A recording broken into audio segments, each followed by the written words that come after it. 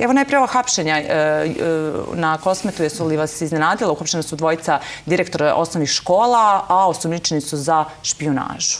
Nema iznenađenja. To je jedan od već višegodišnjih načina pritisaka na srpski narod da ode sa Kosova i Metohije, a na one koji su proterani da se ne vrate. Ali ovo hapšenje pokazuje da je takav način jednostranog delovanja Prištine zapravo sastavni deo jedne planirane, dobro usklađene kampanje Tirane i Prištine, koja nažalost ima podršku pojedinih država, koja ide u dva pravca. Jedan je da se izvrši pritisak na Beograd tako što se jednostranim potezima otežava opstanak srpskog naroda na Kosovu i Metohiji, onemogućava povratak proteranih, da bi se u potpunosti onemogućio nastavak bilo kakvih razgovora između Beograda i Prištine, a drugi pravac je da se praktičnim koracima zapravo stvore uslovi za integraciju, kako kaže, odnosno za pripajanje Kosova Albaniji, što takođe nailazi na prećutnu podršku mnogih zapadnih zemalja koje su priznale jednostavno proglašenu nezavisnost Kosova.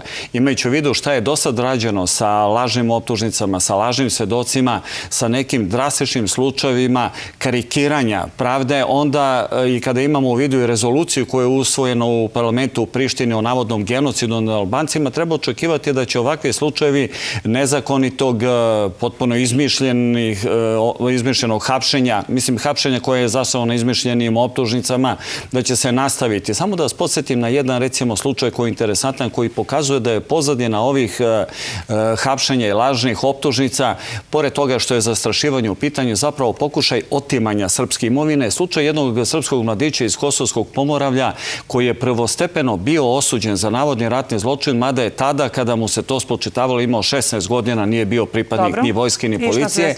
Da, a onda je u ponovljenom postupku od međunarodnih sudija oslobođena. Znate zašto je bila podignuta optužnica protiv njega? Zato što je njegova porodica bogata, imaju dosta njiva, livada, šuma između dva albanska sela.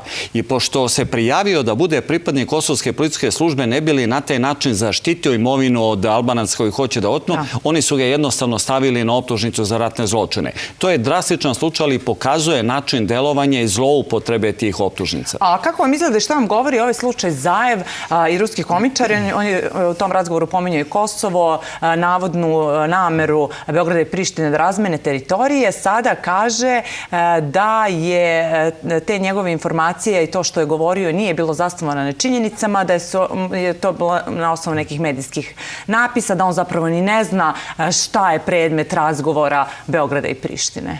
Pa kakav je to premijer kada govori na osnovu rekla kazala?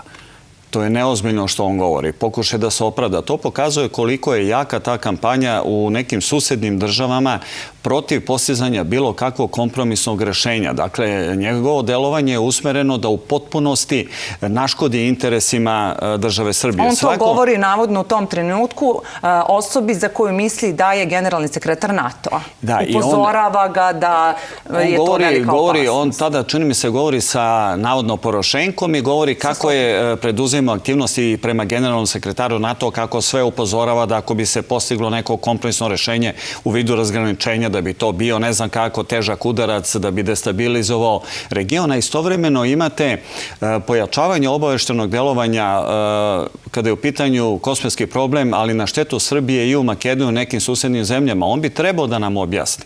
Ako zaista želi da gradi prijateljske dobrosusedske odnose s Srbijom, zašto je, koje namene, koje je svrha formiranja pre 2 meseca jednog snažnog obaveštenog tima koji je maskiran u predstavništvu jednog velikog proizvođača, zapadnog proizvođača automobila u Skoplju, a gde su obaveštajci iz Bugarske, Albanije, Makedonije i Nemačke. Šta zapravo oni tamo rade? O čemu govorite, tačno?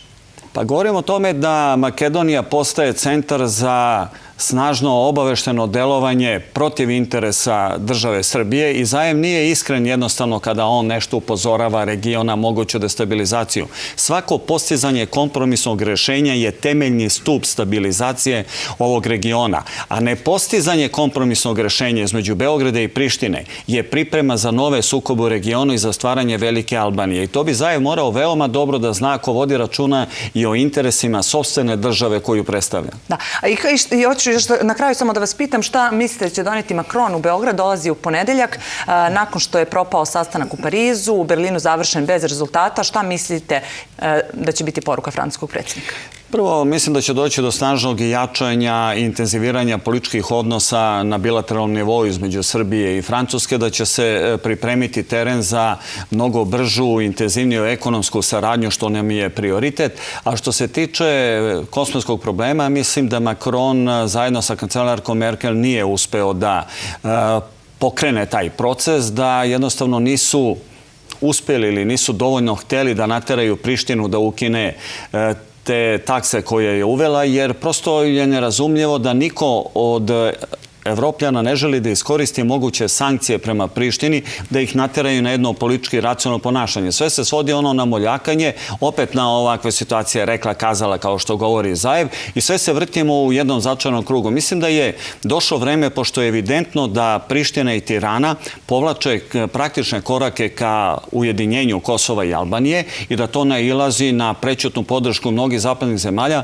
da Srbija proširi okvir geopolitičkog ambijenta rešavanja kosovskog problema. Šta to znači? To znači da trebamo jasno i glasno da poručimo da će bilo kakav veliko-albanski koncept rešavanja kosovskog problema direktno uticati na Dejtonsku Bosnu i Hercegovinu, da taj stav snažno zastupamo, jer oni koji vrše pritisak na Srbiju, na primjer preko priče o tome da moramo da priznamo navodni genocid u Srebrenici, da moramo da uđemo u NATO da bismo ušli u Evropsku uniju, ne rade na mirnom rešavanju integracije regiona, već naprotiv stvaraju uslove da u jednom određenom periodu ponovo buknu sukobi.